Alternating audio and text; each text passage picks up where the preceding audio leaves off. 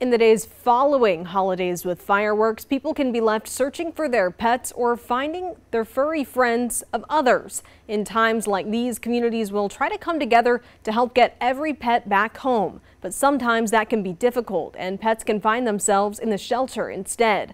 Today I learned more about how you can be proactive in protecting your pet from running away and what the best ways to react are if it happens.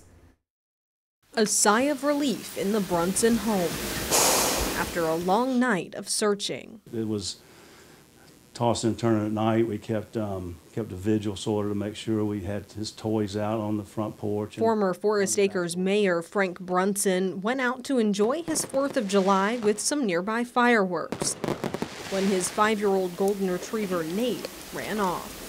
I've got security cameras. I can see him going out the door, and then I can see him try to come back in. Well, obviously, he couldn't open the door.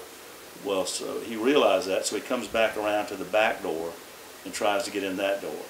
He messes around by there, jumps up on the door a couple of times, goes back and forth, and then he finally realized, and that's when I guess I think I could hear some fireworks going off, and that's when he took off. Neighbors came together to help search for Nate throughout the evening. After 13 hours, Nate was returned home, and his family knows they're some of the lucky ones. But some of those who weren't as lucky have ended up here at PetSync in West Columbia. Taylor Adams is a community outreach coordinator for the shelter and says July 5th is one of their busiest days of the year. We're definitely full here, just like many shelters all across South Carolina.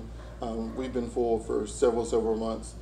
Today we had like a great adoption day, but at the same time, as many adoptions as we did, we took in even more as far as intakes. Just before we get to the 4th of July, you pretty much all year round, we're always preaching microchip, microchip, microchip. Adams explained that having your dog microchipped is something that can be key in finding your missing pet or identifying one that you've found. But if your pet is not microchipped, as soon as your pet is missing, the best thing to do is to call all the shelters, give them just a brief description of the animal as well as with your information, because even though the pet might not have came into us, someone might call us and say, hey, we found this dog. Frank Brunson has heard of microchipping and plans to take Nate as soon as his paws are healed up so they can continue to breathe easy. And PetSync will have a microchipping event coming up in Lexington this Saturday. The microchipping will cost $25 and will take place from 10 to 1 on Old Chapin Road.